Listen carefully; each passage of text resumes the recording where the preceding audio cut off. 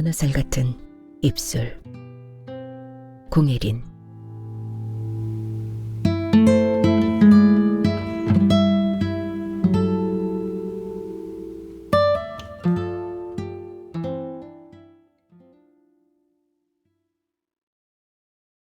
마이크 앞에서 긴장된 포즈를 취한다. 몸의 중심을 발톱 끝에 두고 입술과 마이크를 일정한 거리로 유지할 것. 너무 바싹 갖다 붙여서도 안 되고 지나치게 떨어져서도 안 되는 것이 낭독의 기본 자세다. 입술 길이만한 여분 혹은 사랑하는 사람과의 간격, 적당한 거리다. 17페이지. 기린이 죽은 동물의 뼈를 먹는 초유의 사태가 벌어졌다. 그것은 칼슘 부족 현상 때문이었다. 산성화된 땅은 이 땅의 초식 동물에게 칼슘 한 점조차 제공하지 않게 되었고, 허겁지겁 정지 버튼을 누른다. 또다시 목소리가 갈라졌다. 목구멍이 따끔거리고 생목까지 끌어올랐다. 벌써 3번째 실수다. 입실하기 전 충분한 양의 물을 마셨다. 젖은 수건도 챙겨 녹음실의 습도계는 적정 수준을 가리키고 있다. 목이 마르거나 실내가 건조한 탓은 아니었다. 결국 컨디션의 문제였다. 아침부터 몸살기가 있었다. 준이 굳은 얼굴로 방을 나선 후 간밤에 두통과 미열이 도졌다. 하필이면 복지관의 녹음실을 예약해 놓은 날이었다. 녹음 봉사자는 일주일에 최소한 3시간의 활동량을 채워야 한다. 토요일은 직장에 다니거나 평일을 어영부영 흘려보낸 봉사자들로 녹음실 잡기가 하늘의 별따기였다. 이번 주 내내 빈둥거리다 금요일에서야 예약했지만 운 좋게도 자리를 움켜쥐었다. 얼굴은 물론 등허리마저도 땀에 흠뻑 젖었다. 백기를 들듯 녹음 시스템을 종료시켰다. 무턱대고 소리내어 읽는 것이 낭독이 아니다. 적어도 표현 기교가 있어야 한다. 발음, 속도, 호흡 조절, 띄어 읽기, 어조 변화, 어감 등에서 아름다운 음독을 표현해야만 한다. 즉, 미독이어야 했다. 게다가 소리는 시각장애인이 세상을 탐색하는 중요한 단서 중 하나다. 설령 3시간을 채우더라도 녹음 파일에 저장된 소음은 그들의 귀에 닿자마자 들통이 난다. 그건 낭독자의 무례함을 넘어 내 입술에 대한 모독이야. 자리에서 일어나던 나는 또다시 준의 굳은 얼굴이 떠올라 휘청거렸다. 복도에서 봉사자 활동 일지를 작성하고 있는 나를 담당자 김윤지가 불렀다. 동갑인 그녀는 내게 퍽 호의적이었다. 성우나 성우 아카데미 출신도 아닌 나를 오디션에 통과시켜 낭독의 테크닉을 아낌없이 주입해 주었다. 입을 크게 벌리고 속도를 빨리 하라고 일러준 그녀에게 나는 반문했다. 시각장애인을 위한 낭독인데 느려야 하지 않나요? 진희 씨, 느리면 외려 듣는 이들이 답답하게 느껴요. 그럼 낯뜨거운 장면도 실감나게? 진희 씨, 안무 보는 그들에게 좀 리얼하게 읽어주면 덧나요? 어머, 땀 좀 봐. 5월인데 벌써 더운가 봐요. 가까이 다가온 김윤지가 호들갑스레 말했다. 그녀와 얼렁뚱땅 인사를 나눈 후 엘리베이터로 향했다. 시각장애인을 다룬 드라마 방영 이후 녹음봉사 대기자가 넘쳐났다. 봉사활동 시간 미달로 등록이 취소될지도 모른다. 진희 씨, 다음 주에 봐요. 김윤지의 목소리가 땀에 젖은 셔츠에 냉기와 함께 찰싹 달라붙었다. 로비로 나서자마자 뻐꾸기 소리가 들렸다. 뻐꾸, 뻐꾸, 뻐꾸, 뻐꾸. 어김없이 4번 울린 후 낭낭한 여자의 멘트가 뒤따랐다. 안녕하십니까. 사랑시각장애인 복지관입니다. 소리는 종일 복지관의 로비에서 일정한 시간을 두고 울려 퍼졌다. 언젠가는 그 일정한 시간을 시계로 재어보았다. 채 1분도 걸리지 않았다. 늘 똑같은 소리를 듣고도 아무렇지 않은 경비 아저씨에게 목례를 올린 후 출입문을 나섰다. 복지관은 더없이 교통이 편리했다. 엎어지면 코 닿을 만큼 가까운 곳에 지하철 입구가 굴뚝처럼 버티고 있었다. 그 굴뚝 속으로만 들어가면 거짓말처럼 지하 세계가 열린다. 준을 처음 만난 곳도 지하철 안이다. 출근길의 준과 나는 2호선 합정역 플랫폼에서 종종 마주쳤다. 어느 날 그가 불쑥 내민 팸플릿 갈피 속에 2장의 연극 티켓이 들어있었다. 지하철 구내에서 그를 다시 만난 나는 티켓을 돌려주며 말했다. 함께 갈 사람이 없어요. 물끄러움이 바라보던 그가 느리게 입을 뗐다. 저랑 함께 갈래요?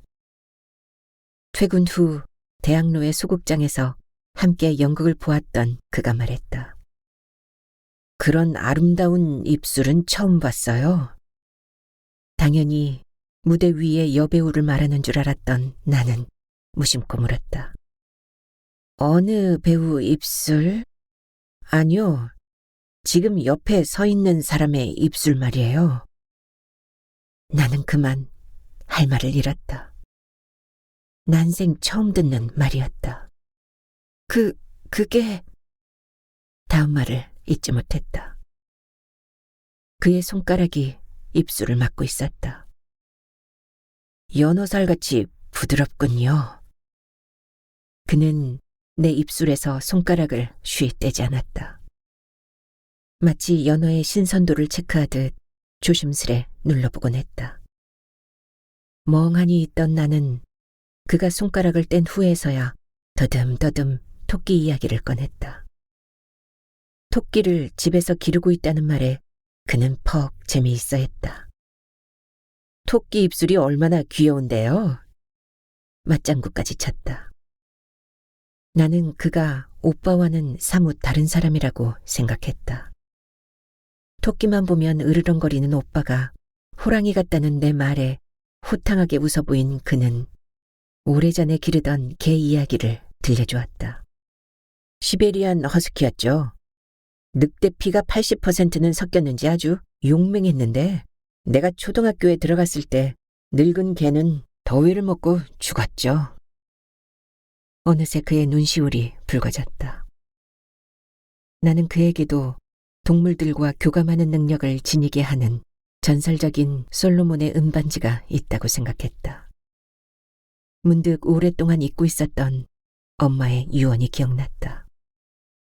네 과거를 애써 말하지 마. 대신 입술로 좋은 일을 하렴. 준에게 입맞춤을 허락한 건 함께 연극을 본 지 1달째 되던 날이었다. 내 입술을 흠뻑 마시던 그가 불쑥 말했다.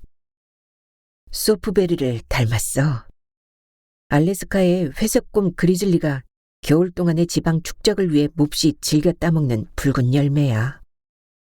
그는 내게 밤마다 소프베리를 배불리 먹고 싶다고 취한 듯 말했고 이어서 함께 살자는 제의를 했다. 나는 그다지 어렵지 않게 동의했다. 사실 그 무렵 아버지와 오빠의 신경전이 심각한 상태였다. 집은 어수선했고 토끼를 당장 갖다 내버리라고 눈을 부라리는 오빠를 피해 어디든 달아나고 싶었다. 다니고 있던 무역회사 역시 마찬가지여서 언제든 사표를 쓸 각오가 되어 있었다. 열린 대문을 통과해 마당 왼쪽 모퉁이에 새방으로 향했다. 뜻밖에도 먼저 온 준이 방 안에서 가방을 챙기고 있었다. 일찍 귀가했으면서도 전화 한 통 없는 일은 처음이었다. 시무룩한 표정으로 방바닥에 퍼질고 앉은 나는 토끼 등을 쓰다듬었다. 야행성인 토끼 때문에 준과 나는 종종 괴로움을 겪었다. 잠을 자다가도 토끼의 노닥거림 때문에 일어나기 예사였다. 하지만 그동안 준은 불평 한마디 없었다. 갈색 털을 쓰다듬으며 북극의 땅다람쥐 같다고 말했고 까만 토끼똥을 하나 둘 세며 꼭 서리태 같군 중얼거렸다. 여행 스케줄 잡혔어? 어렵사리 입을 열었지만 준은 묵묵부답이었다. 여행사에 근무하는 그는 말주변이 좋았을 뿐더러 늘 재미있는 이야깃거리를 쌓아안고 왔다. 만난 지 일주일 기념일을 하루 앞둔 어젯밤 역시 그는 나를 실컷 웃겼다. 어젯밤 아껴두었던 생떼밀리온 와인병을 땄던 그는 2잔을 반쯤 채운 후 건배를 청했다. 나는 잔에다 입만 살짝 갖다 댔을 뿐 마시진 않았다. 태생적으로 술에 약한 나는 한 모금만 마셔도 의식이 몽롱해지기 일쑤였고 골머리가 아파 한 며칠 헤매야 했다. 하지만 적당히 추기가 오른 준은 다른 날과는 달리 거듭 술을 권했다. 안 마시면 알래스카 북극곰한테 마늘을 먹일 거야. 무슨 말이야. 어느 바람둥이 남자가 알래스카를 쫓겨갔대. 북극 오지에서 바람을 피울 상대를 찾지 못한 남자가 어떻게 했을까?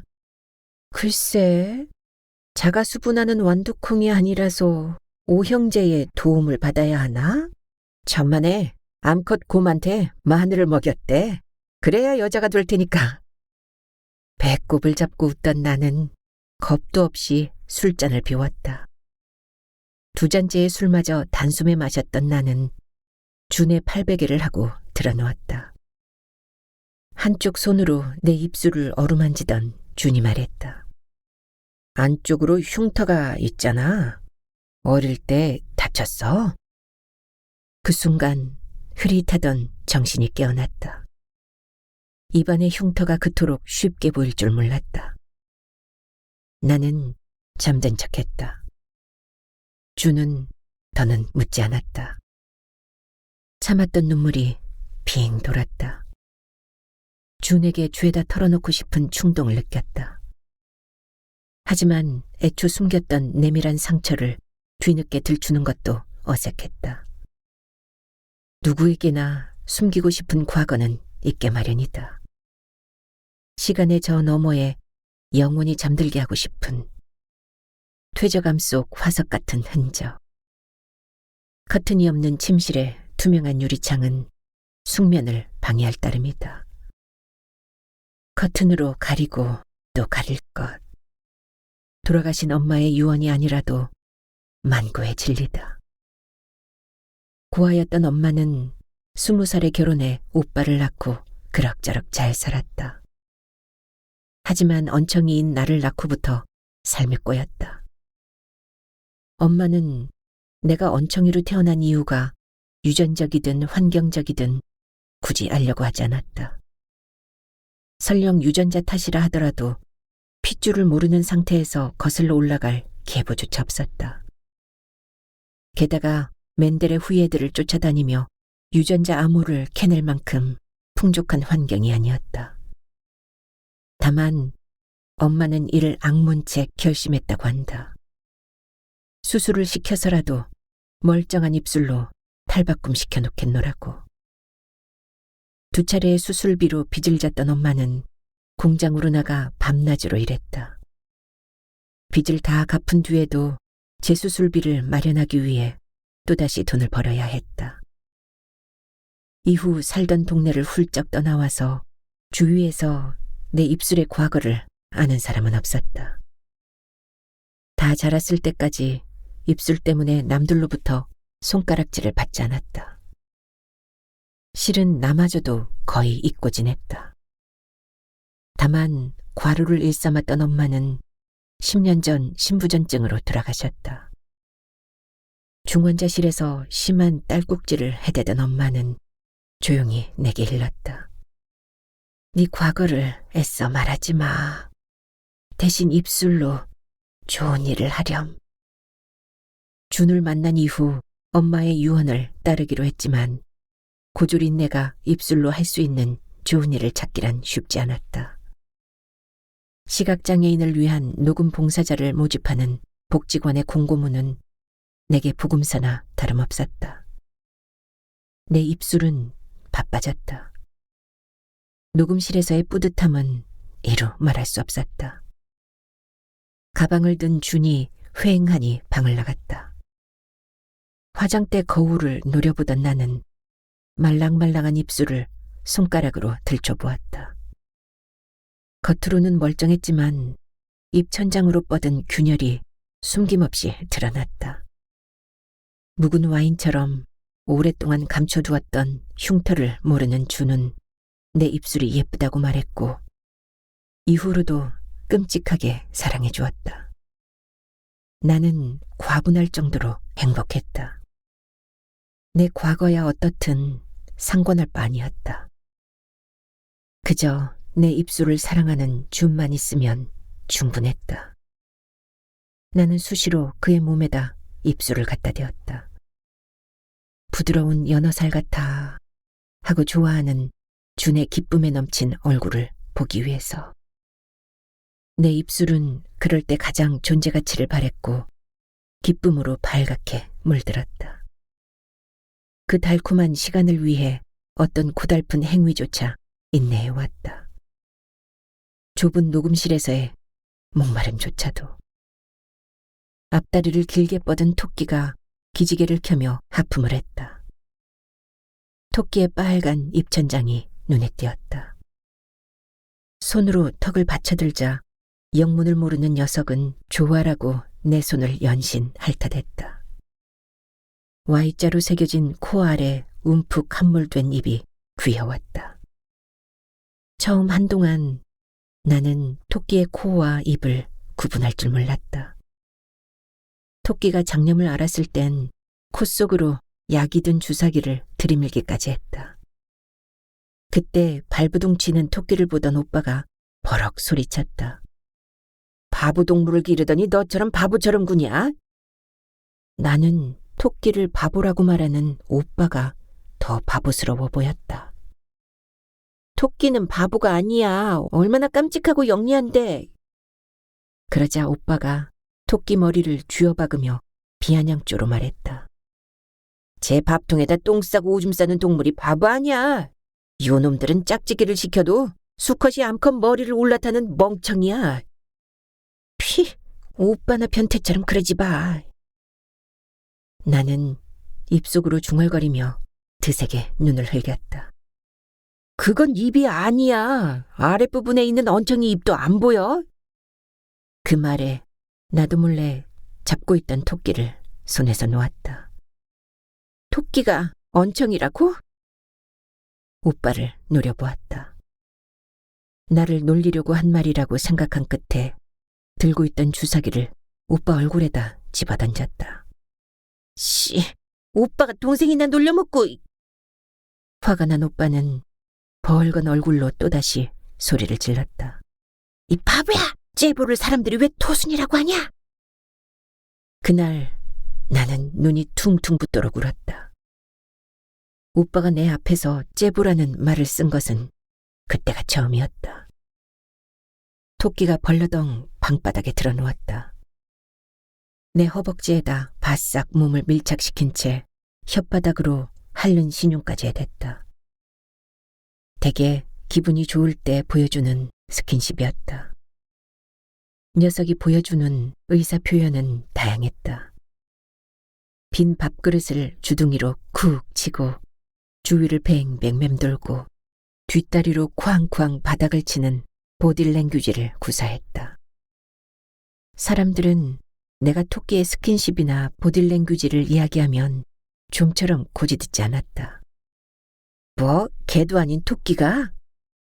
믿기지 않는다는 표정을 짓기 일쑤였다. 사람들은 토끼를 그저 겁 많고 얌전한 초식동물로만 알고 있을 뿐 사랑을 듬뿍 주면 얼마든지 교감할 수 있는 동물임을 모르고 있었다. 그건 내가 처음 시각장애인에 대해 잘 못 알았던 오류와 흡사했다. 시력을 잃은 그들에게 청각과 후각과 촉각이라는 또 다른 눈이 있다는 걸 나 역시 까맣게 모르고 있었다. 토끼의 윤기 도는 갈색 털을 어루만지며 나는 끝내 울음을 터뜨렸다. 어쩌면 나는 전생에 토끼가 아니었을까. 후원이 불을 켜놓고 잠들었나 보다. 이미 새벽인데 준은 돌아오지 않았다. 동거 후 처음 있는 무단 외박이었다. 바깥이 소란했다. 새벽부터 주인집 아들이 마당에서 뜀뛰기를 하는 모양이었다. 매사 하는 양이 팔 아래만 미치는 아들을 주인 할머니는 입버릇처럼 걱정했다. 준과 함께 찾은 부동산 중개소 사장은 월세방을 구하기 어렵다면서도 싸게 나온 방이 한 군데 있긴 하다고 말끝을 흐렸다. 마당이 꽤 넓은 집을 소유한 주인 할머니는 안쪽 방은 나갔다며 문간방을 보여주었다. 방을 둘러본 준과 내가 계약하고 싶다고 말했을 때 남자 한 사람이 뒤뚱거리며 마당으로 들어섰다. 초점이 맞지 않는 눈, 부석부석한 머릿결, 한눈에 보아도 정상인이 아니었다. 소를 몰듯 남자를 방 안으로 들이민 할머니는 저래도 착한 애지럴 하면서 중얼거렸다. 싸고도 깔끔한 방이 나가지 않은 이유를 알 것 같았다. 방을 나가 통로 입구에 놓인 신문을 집어들었다. 대문간에 서 있던 주인집 아들이 흘끔 쳐다보았다. 무심코 돌아서는 등 뒤에서 히히히 남자가 웃음을 흘렸다. 느낌이 이상해서 돌아다 보니 바지춤을 내리고 있었다. 팬티도 입지 않은 사타구니에 시커먼 거웃을 보던 나는 소스라치게 놀라 고개를 돌렸다. 총각, 바지 입고 나랑 줄넘기 하자. 안쪽 방 아주머니가 어느새 쪼르르 달려나왔다. 방으로 들어서는 순간 아주머니의 질그릇 깨지는 소리가 들려왔다. 할머니가 성당에서 피정을 떠나고 없는 날이었다. 주로 성당과 노인정에 나가 지내는 할머니는 아주머니에게 싼 방세를 받는 대신 거의 집을 맡겼다. 하지만 아주머니가 하는 일이라곤 노총각 바지춤이나 들초대는 짓거리뿐이었다. 바보 아들은 그래도 좋다며 아주머니를 해바라기에 댔다. 방바닥에 신문을 펼치자 기다렸다는 듯 토끼가 방석 삼아 앉았다. 무엇든 깔고 앉기를 좋아하는 녀석. 토끼를 옆으로 밀쳐내고 신문을 대강 훑었다. 새벽길에 무작위로 퍽치기 하는 일당이 기승을 부리고 있다. 별로 유쾌하지 않은 기사였다. 준은 괜찮을까? 전화를 걸까 말까 망설이던 나는 준의 소지품들이 들어있는 화장대의 왼쪽 서랍을 열었다. 안이 말끔하게 정리되어 있었다. 남은 건 알래스카 풍경을 찍은 그림 엽서 몇 장과 한 묶음의 명함. 비닐에 쌓인 몇 개의 열쇠고리가 전부였다. 준은 언제든 떠날 준비가 되어 있었다. 생각해보니 준에 대해 아는 것이 별로 없었다. 홀로 된 부친이 전라도 어느 시골에서 과수원을 하고 있다는 것과 직장이 여행사라는 것 외엔 내가 품은 내밀한 상처 때문일까. 나 역시 준에 대해 깊이 알려고 하지 않았다. 준이 내 전화를 거부한다면 마땅히 그와 나를 연결해줄 고리 하나 없었다. 서랍 속에 유폐된 열쇠고리들. 열쇠가 달리지 않은 고리들은 무의미하다. 준과 연결되지 않은 나처럼. 아침 식사도 그른 채 텔레비전을 켰다. 나란히 앉은 부부가 자신들의 결혼 생활을 만천하에 공개하는 프로가 방영 중이었다. 아내가 눈물을 글썽거리며 말했다. 우리 아기는 태생적으로 눈이 감기지 않았어요. 하늘이 무너지는 것 같았어요. 아내는 손수건으로 눈물을 찍어냈다.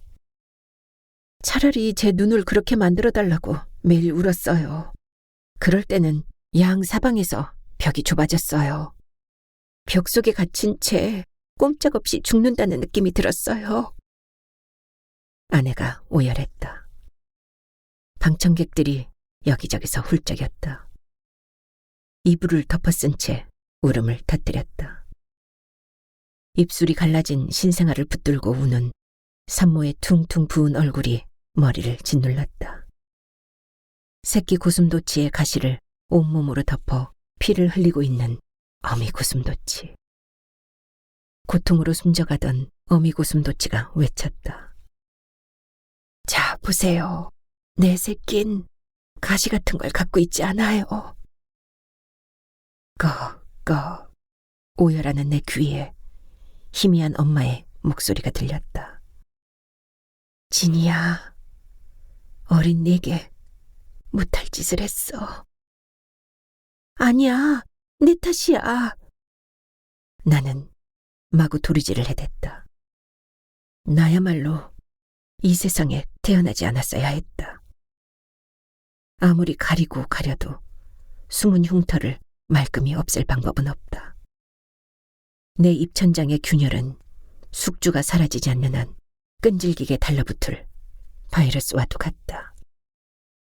문 두드리는 소리가 났다. 세댁! 아주머니가 부르고 있었다. 그 소리가 듣기 싫다고 몇 번이나 말했지만 들은 척 만척이었다. 남의 방문을 허락도 없이 열고 들어선 아주머니는 사방을 두리번거렸다. 살쾡이인 양 뭔가 단서를 잡으려는 눈초리와 그새 두텁게 화장한 얼굴이 데스마스크처럼 이물스러웠다. 그녀가 켜켜이 파운데이션을 덧바르는 이유는 광대뼈와 눈 주위에 퍼져있는 청회색의 선천성 오타 반점 때문이었다. 하지만 어설픈 위장이 그렇듯 흉한 반점이 도드라졌다. 아직 이불도 안 겠어? 어라, 토끼 좀 봐. 서 있는 게 꼭 캥거루 같네. 경계심을 품은 토끼가 뒷발로 서서 홉든 눈으로 아주머니를 바라보았다.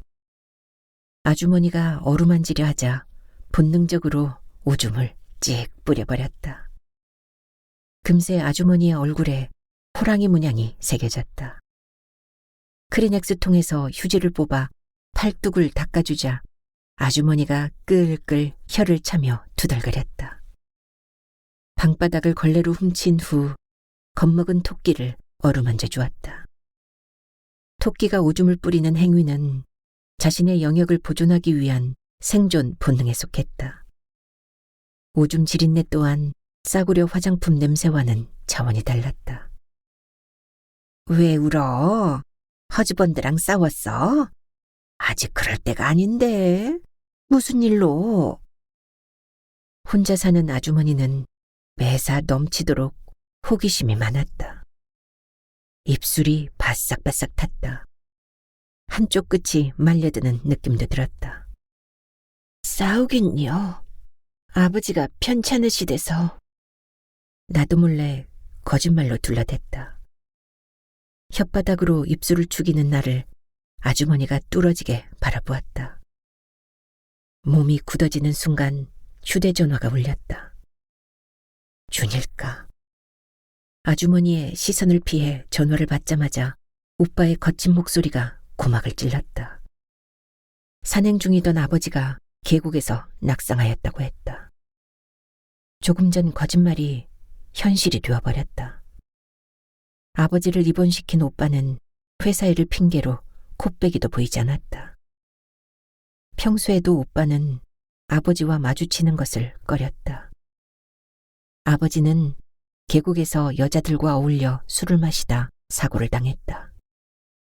투석하던 엄마가 저 세상으로 떠난 지 1년도 채 안 되어 아버지는 새 여자를 만났다.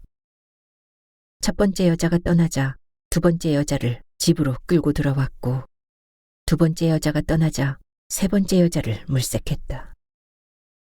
그렇게 들락거린 여자가 10손가락을 다 채우고도 남았다. 여자들은 한결 아버지를 닮은 듯 낯이 두꺼웠다. 집을 나오기 직전에 들락거린 여자는 내가 보는 데서도 태연하게 아버지와 고스톱을 치며 낄낄거렸다. 새빨간 매니큐어를 칠한 손톱으로 담배를 피워 물고 커피까지 타달라고 주문했지만 오빠가 퇴근하면 언제 그랬냐는 듯 다소곳한 새댁으로 변했다. 하지만 아버지의 치신머리 없는 행동에 오빠는 늘 흰눈을 짓떴다. 그럴 만한 이유가 있었다. 여자의 환심을 사기 위해 아버지가 남긴 빚은 고스란히 오빠의 몫이 되었다. 입원실에 누운 아버지는 매양 노인 행세를 했다. 유황오리를 들먹거리며 보신 타령까지 해댔다. 아버지는 원래 그런 사람이었다. 조금만 아파도 엄살을 부리고 몸부신을 위해선 물불을 안 가렸다. 생전에 엄마는 아픈 몸으로도 아버지의 수발을 드느라 무진해를 먹었다. 엄마의 죽음을 재촉한 장본인은 아버지였다. 목구멍까지 치민 울화를 삼키며 복도로 나왔다. 한 며칠 병실에 붙들려 있어야 할지도 모른다. 주는 전화 한 통조차 없었다. 휴대전화는 꺼져 있었고 메일함마저도 비어 있었다. 영영 소식이 끊길지도 모른다. 준과 나는 애초에 그렇게 만났다. 바람처럼 스쳤다가 흩어져 버리는 지하철의 수많은 사람. 준과 나도 그처럼 기약 없이 아스라이 멀어지겠지.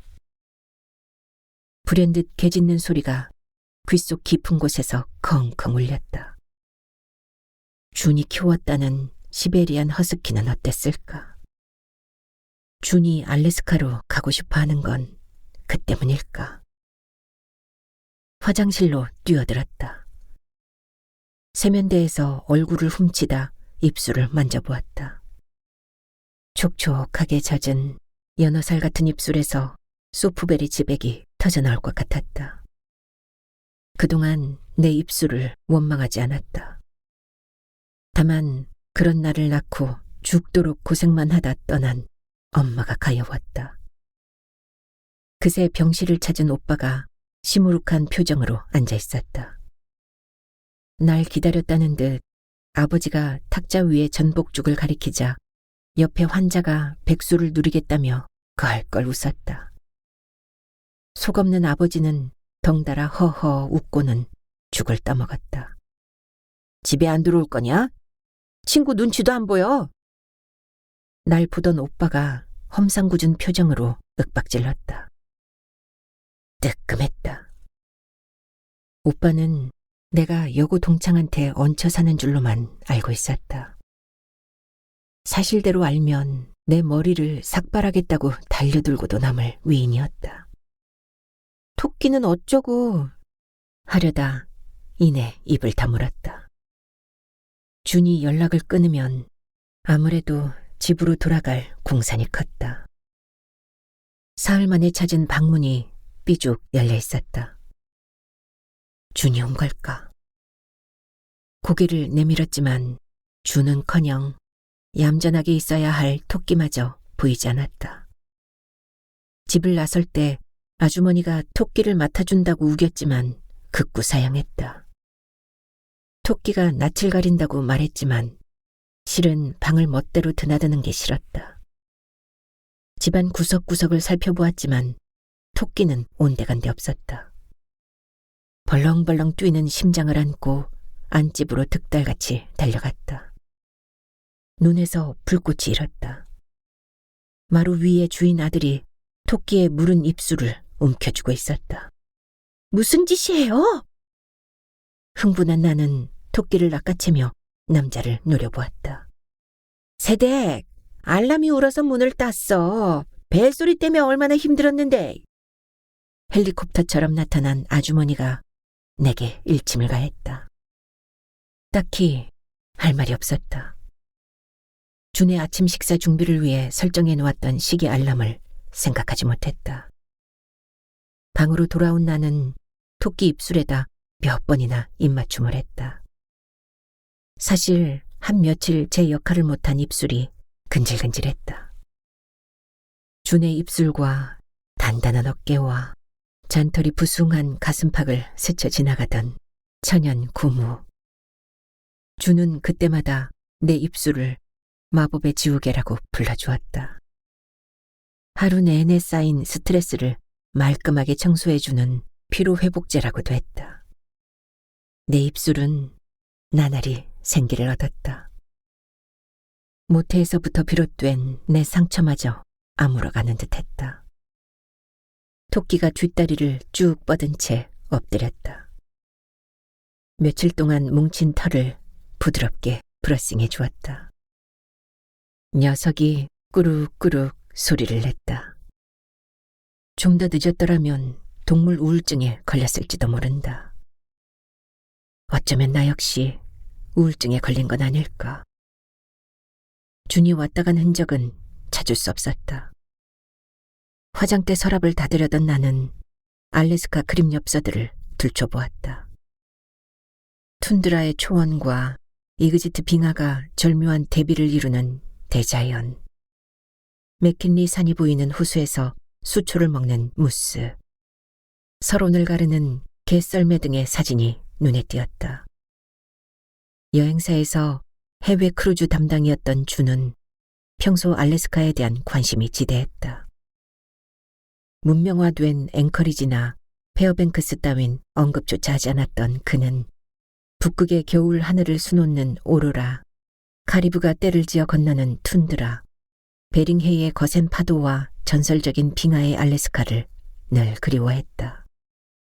그곳에선 카리브와 무스가 친구가 될 수 있을 거야. 때에 따라선 회색곰까지도. 하지만 그동안 준은 미지의 땅 알래스카를 단 한 번도 찾지 못했다. 내가 준의 마음속 미 개척지에 한 발도 내딛지 못했듯. 부동산 중개소에다 방을 내놔야겠어.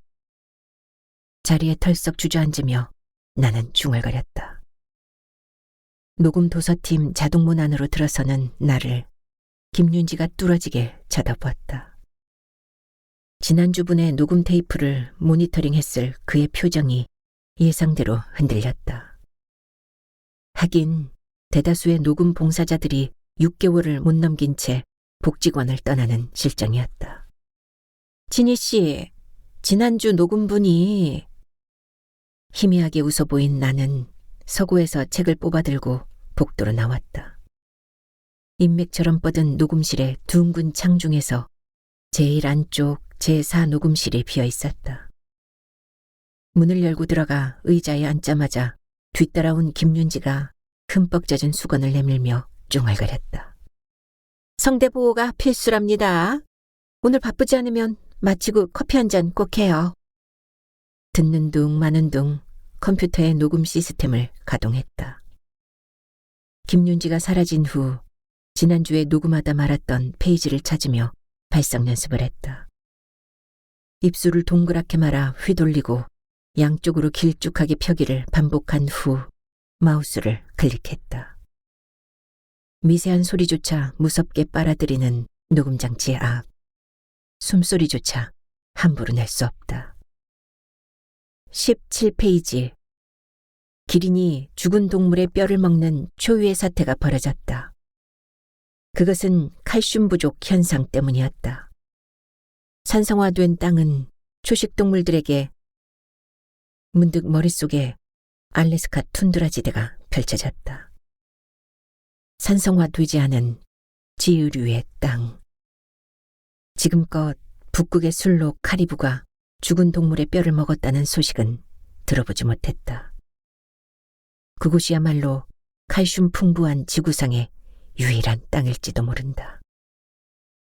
여고 입학을 앞둔 나는 2차례에 걸친 수술 부위를 보여주러 병원을 찾았다. 당시 언청이에 대해 알고 싶어 했던 내게 의사는 태아의 선천성 구순 구계열의 발생 원인이 유전적인 것보다 영양 결핍이나 약물 중독 등의 환경적 요인과 더 밀접하다고 말했다. 태아에게 치명적인 산소 결핍증을 일으키는 흡연에 대한 설명을 듣던 나는 문득 지독한 골초였던 아버지를 떠올렸다. 담배 연기가 싫었지만 좁아터진 집안에서 도망갈 수 없었던 엄마 역시도 떠올렸다. 그런 나를 보며 의사가 덧붙였다. 간접 흡연은 더 나빠요. 축복받아야 할 신생아가 얹청이로 태어났다. 그것은 산소 부족 현상 때문이었다. 흡연과 매연으로 혼탁해진 이 땅은 태아에게 산소 한 줌조차. 입을 틀어막은 채 녹음 정지 버튼을 눌렀다. 서둘러 녹음 파일을 삭제시켰지만 더는 낭독할 기분이 아니었다. 어쩌면 지독한 산소 부족인지도 모른다. 녹음실을 나와 복도를 달려가는 나를 김윤지가 붙잡았다. 뿌리치는 순간 철새 봉사자로군 하는 비소가 그녀의 얼굴을 스쳤다. 엘리베이터 안으로 들어서자 숨이 턱 막혔다. 폐쇄병동 같은 네모진 상자 안. 자동문이 닫히면 영원히 유폐될 것 같았다. 급히 몸을 돌려세워 비상구로 향했다. 젖은 등 뒤로 김윤지의 시선이 따갑게 와닿았지만 아랑곳하지 않았다. 다만 야생 크로커스가 피어있는 알래스카 땅의 풍부한 산소를 갈구하며 비상계단을 밟았다. 뻐꾸, 뻐꾸, 뻐꾸, 뻐꾸. 여전히 뻐꾸기 소리가 명징하게 귀를 때린다. 입천장 안. 태생적 흔적을 품은 내 몸은 점점 거북 등껍질 무늬로 변해간다. 이봐요, 손님. 누군가 등 뒤에서 부르고 있었다. 부동산 중개소 사장이 저녁에 방 보러 올 사람이 있다고 귀띔했다. 발걸음을 재촉했다. 우선 방 안에 널린 토끼똥이며 오줌 지린내를 없애는 것이 급선무다. 방을 잘 나가게 하는데도 테크닉이 있다던가. 더럽고 흉한 곳은 가리고 숨길 것, 즉 위장술이 필요했다. 하물며 남녀 간의 사랑은 두말할 나위 있을까. 속고 속이는 게임이었다. 암컷 벌 모양으로 위장한 꿀벌 난초 미로오키드처럼 나 역시 겉만 멀쩡한 채 준을 감쪽같이 속였다. 오늘 저녁에도 나는 포커페이스와 능란한 입술로 외칠 것이다. 자, 보세요. 아무 흠집 없는 방이잖아요. 대문 앞에서 아주머니가 아이스크림 막대를 핥으며 서 있었다. 빨갛게 칠한 입술이 꽤 위협적이었다. 뻐꾸기 입안도 저토록 빨갰다. 그 빨간 입을 있는 대로 벌려 친어미가 아닌 개개비의 눈을 속인다고 했다. 흠칫 몸을 떨었다. 아주머니의 새빨간 입술이 내 몸을 집어삼킬 듯 바싹 다가섰다. 허즈번드는 요새 안 보이네. 어디 갔어? 여행사 일로 외국 갔어요. 입술에 반란일까. 마법에 걸린 듯 술술 거짓말이 터져 나왔다. 이건 엄마가 원하던 방식이 아니었다. 피를 흘리며 제 자식의 따가운 가시를 감추었던 고슴도치 엄마가 원한 결과가 아니었다. 대문 안으로 들어서자 반바지 차림의 주인집 아들이 희죽 웃었다. 장단지에 숭숭 돋아난 털을 보는 순간 준의 가슴팍에 부숭하게 자라난 털이 떠올랐다. 종종 나는 지유류 같은 준의 가슴털에다 코를 묶고 속삭였다. 푸른 이끼 냄새가 나. 쫓기듯 방으로 들어섰다. 잠자던 토끼가 양 귀를 쫑긋거리며 눈을 떴다. 방을 뺀다면 갈대라군 아버지와 오빠가 용호 상박하는 집뿐이었다. 가엾은 녀석. 산소 부족을 빨리 알아차린다는 이유로 잠수함에 태우는 약한 동물. 와락 토끼를 끌어안았다. 버둥거리는 녀석의 입술을 손으로 움켜쥐며 나는 소리쳤다. 나랑 알래스카로 가자. 이 째보야. 누군가가 방 안을 기웃거렸다. 주인집 아들이 희죽 웃고 있었다. 문을 닫으려는 순간 남자가 불쑥 손을 지켜들었다. 주먹 쥔 손 안에 뭔가 꼭 쥐어져 있었다. 뭐지? 주먹을 펼치자 꼬깃꼬깃 접힌 종이 한 장이 보였다. 준의 편지였다. 밴쿠버로 떠나기 직전에 공항에서 편지를 쓰고 있어. 발렌타인 항구에서 알래스카로 떠나는 크루즈에 탑승하게 돼. 팀장에게 떼를 써서 크루즈 인솔자로 나섰거든. 푸른빛 신화를 머금은 알래스카와의 만남에 벌써 가슴이 떨려. 네게 상처 준 것 같아 마음이 아파. 아마 넌 말하고 싶지 않았을 거야. 누구나 감추고 싶은 건 있으니까. 사실 나 역시 너한테 말하지 않은 게 있어. 우리 어머니도 언청이 수술을 받으셨거든. 내가 우울했던 건 어머니 생각 때문이었어. 과수원에 틀어박혀 과일만 따던 어머니 입술은 약간 흉터 자국이 남아있었지만 귀엽고 사랑스러웠어. 그 입술로 이따금 풀피리를 불었어. 입술이 떨면서 내는 소리는 너무 구슬펐지. 널 처음 보았을 때 어머니처럼 입술이 예쁘다고 생각했어. 탐스러운 입술이 지하철의 수많은 사람 중에서 단연코 돋보였거든. 너랑 알래스카에서 살고 싶어. 서론에서 시베리안 허스키와 뒹굴며 늙어 죽을 때까지 사는 게 꿈이야. 참, 토끼랑 함께. 288페이지. 1979년 영국 서부 지역에서는 긴 풀을 먹고 살던 토끼들이 병으로 죽게 되면서 중전박이 푸른 부전나비가 멸종하는 일이 벌어졌다. 토끼가 사라지면서 무성하게 자라난 긴 풀이 중전박이 푸른 부전나비의 서식지를 모조리 덮쳐버렸기 때문이다. 마이크 앞에서 입술을 움직인다. 모니터에서 요동치는 녹색 파형이 왠지 툰드라 지대의 이끼류를 닮았다. 그 속으로 스며든 내 목소리가 또 다른 세상과 소통하고 가끔은 식물로 자랐으면. 이 녹음 도서만 완성하면 나는 알래스카로 떠난다. 주는 그새 베링 해협 근처 쉬스마레프 마을을 알아두었다. 베링해 쪽으로 토끼꼬리처럼 뻗어나간 북미 대륙에서 가장 오래된 주거터가 발견된 곳이라고 했다. 광활한 서론에서 준과 씨름할 시베리안 허스키. 겨울밤을 황홀하게 수놓을 북극의 오로라. 얼어붙은 오지의 땅이 결코 두렵진 않다. 연어살 같은 입술이 녹여줄 테니까.